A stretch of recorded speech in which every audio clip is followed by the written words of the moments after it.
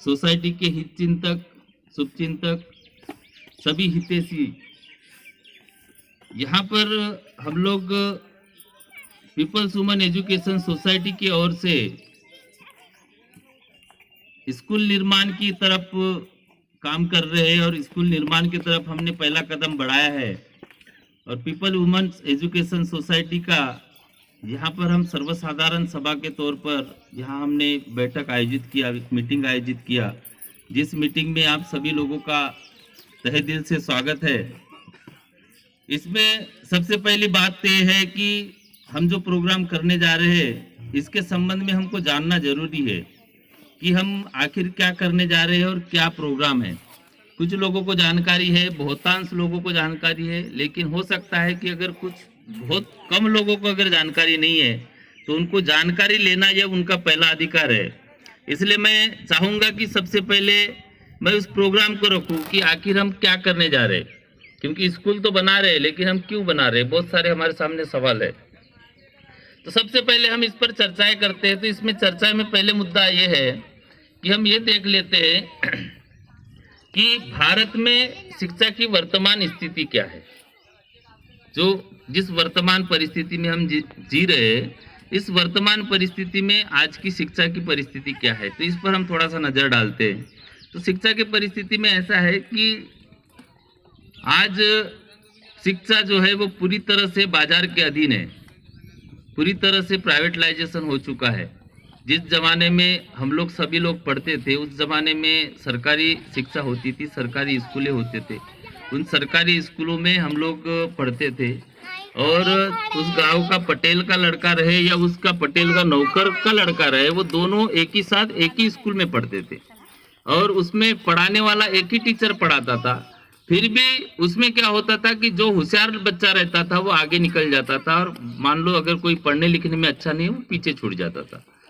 अब अमीरी गरीबी के हिसाब से कभी आदमी आगे या पीछे नहीं होता था और उसी शिक्षा को पाकर हम अपने आप को काबिल बना सके और वही शिक्षा हम लेते रहे। लेकिन आज के परिदृश्य में क्या है, तो आज हमारा पूरी तरह से बदल चुका है। उस समय भी था, उस समय क्या था कि एक सामान्य जो व्यक्ति था, सामान्य आय वाला व्यक्ति, सामान्य आय वाले व्यक्ति या फिर गांव के गरीब से गरीब व्यक्ति, सबके लिए सरकारी शिक्षा का प्रोविजन था। हम जिस देश में हम लोग है या जिस देश में हम वास्तव करते हैं, हमारे देश में ही शिक्षा के नीति में दोहरा मापदंड रहा है हमेशा से। अगर हम इतिहास को खंगाले तो इतिहास में क्या मिलता है, तो इतिहास में ऐसा मिलता है कि राजाओं के लड़के अलग पढ़ते थे और प्रजाओं के लड़के अलग पढ़ते थे। नौकर के लड़के या तो उनको अधिकार ही नहीं था, लेकिन राजाओं के लड़कों के लिए गुरुकुल एक आचार्य पढ़ाता था, इस तरह से व्यवस्था। और उसी व्यवस्था को कहीं ना कहीं हमारे यहाँ के जो राज्य सत्ता थी उसने उसको बरकरार रखने का कोशिश किया। उस बरकरार रखने की कोशिश में क्या हुआ कि हमारे देश में वैसे भी संविधान में शिक्षा को संवर्ती सूची में डाल दिया गया। संवर्ती सूची में डालने से क्या है कि स्टेट भी अपना स्कूल का प्रोग्राम चला सकता है और सेंटर भी।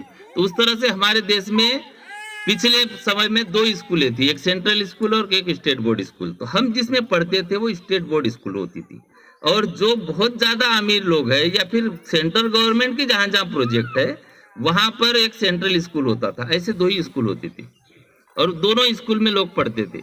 अब उसके बाद में क्या हुआ कि देखे हमने कि लोगों ने देखा कि सेंट्रल स्कूल का बच्चा जो है वो ज्यादा तेज होता है, पढ़ने लिखने में ज्यादा तेज होता है, उसका सिलेबस अच्छा होता है। तो सेंट्रल सिलेबस की जो स्कूल है वो ओपन होना चालू होगी। ओपन जैसी होना चालू हो गया, उससे क्या हुआ कि हम लोग आम लोग जो है हम भी सेंट्रल स्कूल में अपने बच्चों को पढ़ाना चालू कर दिए। हम लोग को भी चालू करने से सेंट्रल स्कूल में हम स्कूल ओपन हुई, हम लोग भी पढ़ाना चालू कर दिए।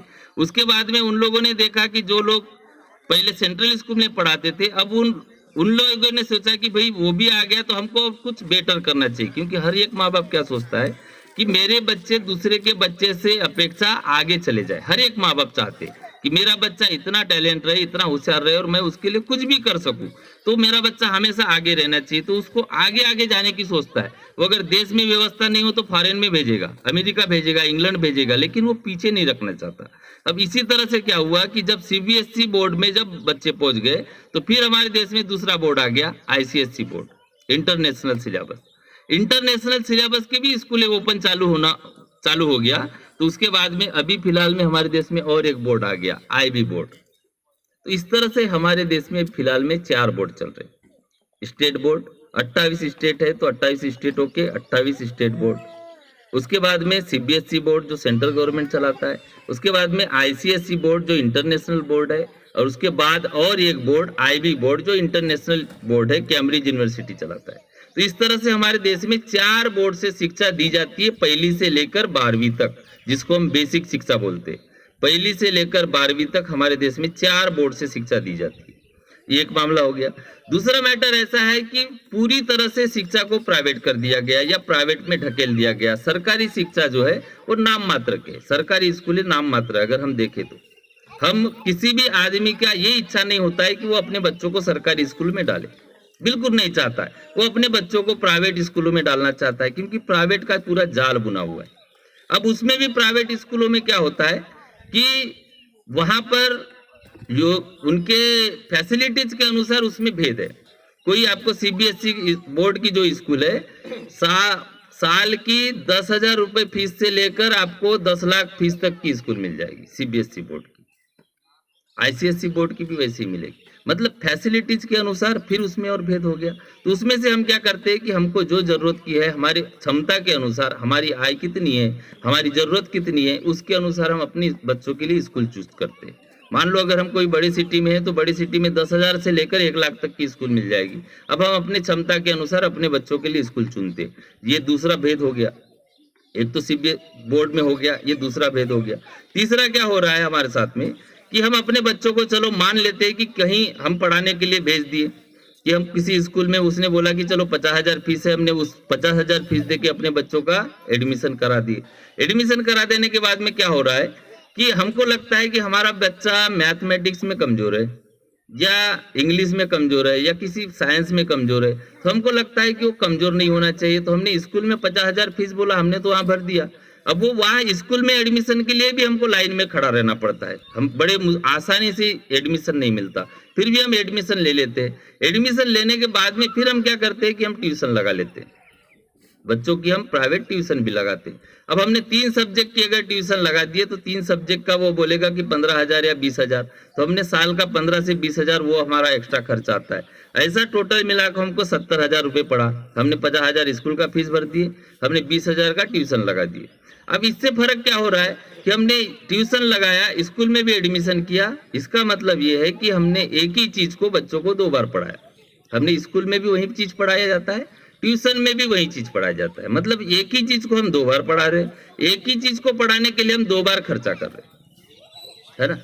इससे क्या होगा, तो इससे नुकसान बच्चों का, हमको लगता है कि हमारा बच्चा अच्छा हो रहा है, नहीं, बिल्कुल नुकसान हो रहा है। अगर हम उसको दूसरे एंगल से देखें, हमारे समय में जब हम पढ़ते थे तो शायद ट्यूशन नहीं था, तो हम स्कूल से आते थे, मस्त खेलते थे, कूदते थे, सारी चीजें। तो हमारा डेवलपमेंट और आज के बच्चों का डेवलपमेंट, इसको आपको अंतर मिलेगा। भले ही वो पढ़ाई में अच्छा बेहतर रहेगा, वो 90% ले रहा है, लेकिन उसकी मानसिकता जो है, जिस तरह से उसका सोचने की जो क्षमता है, वो लॉस हो रहा है ना।